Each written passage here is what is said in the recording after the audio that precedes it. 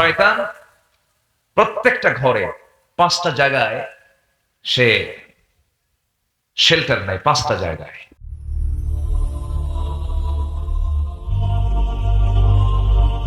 সর্বশেষ হলো যারা শয়তানের যারা পদাঙ্ক অনুসরণ করবে। শয়তান তো মনে হয় কালিয়ে করে আসে, হ্যাঁ?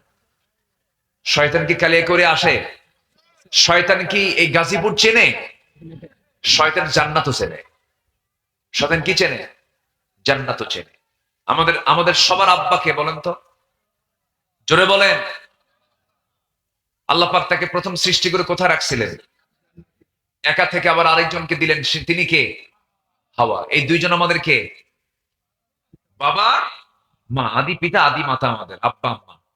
দুইজনই থাকলেন জান্নাতের মধ্যে। আল্লাহ বলেও দিলেন ঠিক আছে থাকো, তোমরা জান্নাতে থাকো, সমস্যা নাই। ফালা তাকরাবা হাদিহি শাজারা, ওই নিষিদ্ধ গাছটার দিকে যাবা না, ওইদিকে যাবা না, গেলে কিন্তু সমস্যা আছে।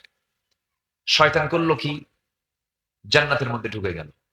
তো শয়তান যদি জান্নাত চেনে, কালি করছে না কি? চেনে কিনা? জান্নাতে ঢুকে আমার আব্বা আম্মা আদম হাওয়া দুজনকেই ফাওয়াসওয়াসা লাহুমা, দুজনকে ওয়াসওয়াসা দিল। ফাযাল্লাহুমা শাইতান, দুজনকে পদস্খলন ঘটায় দিল, একদম গাছের কাছে নিয়ে চলে গেছে। বেহেশতের পোশাক খুলে গেল। বেহেশতের পোশাক খুলে যাওয়ার পর বেহেশতের গাছের ডাল একটা টান মারলেন, কোন মতো সততা ঢাকলেন। আল্লাহ বলেন কুল্লাহবিতু মিনহা জামিআ ফাইম্মা ইয়াতিয়ান্নাকুম মিন্নি হুদান ফামান তাবিআ হুদায়া ফালা খাউফুন আলাইহিম ওয়ালা হুম ইয়াহজানুন। যাও, তোমার আর জান্নাতে থাকার জায়গা হলো না, কারণ তুমি ফালা তাকরাবা, শয়তান তোমাকে ওয়াসওয়াসা দিয়ে ফেলেছে, যাও তুমি এখন দুনিয়াতে যাও। তো আমার আব্বা আম্মাকে যদি শয়তান ওয়াসওয়াসা দিতে পারে, শয়তান তো মনে হয় আমাদেরকে কাছে আসে না, নাকি আসতে কয়? এই জন্য শয়তানের ওয়াসওয়াসা থেকে বাঁচার জন্য আমাদের অবশ্যই চেষ্টা করার দরকার আছে না নাই?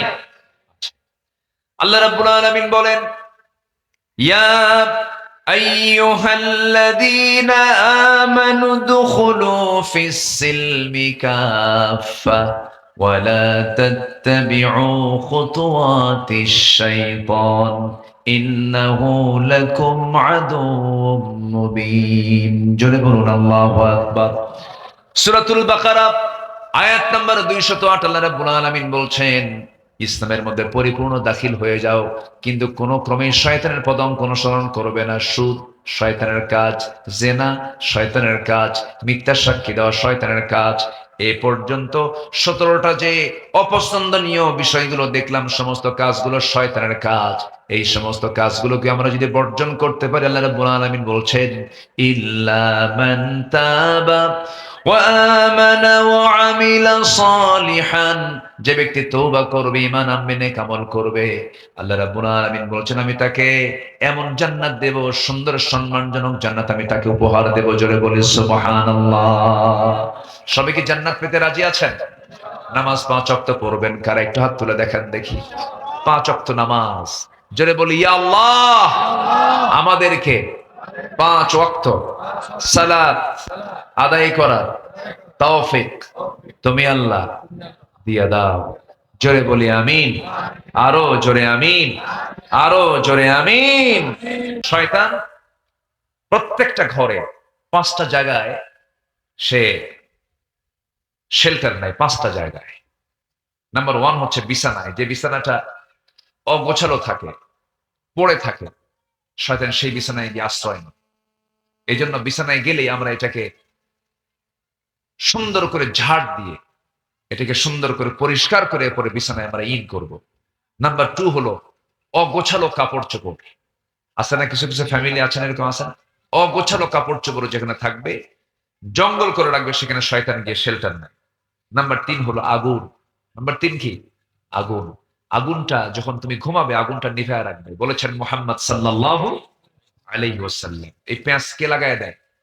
শয়তান লাগায়। নাম্বার 4 হলো খাবার যদি না ঢাকা হয়, সে জায়গায় কে বসে?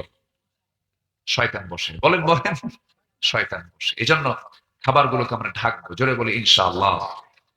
সেই বাড়িতে শয়তান ঢুকে থাকে যে বাড়িতে বিসমিল্লাহ বলে না ঢাকা হয়। আমি যখন কোনো বাড়িতে যখন ঢুকে পড়বো, আমার বাড়িতে যখন ঢুকবো, তখন আমরা কি?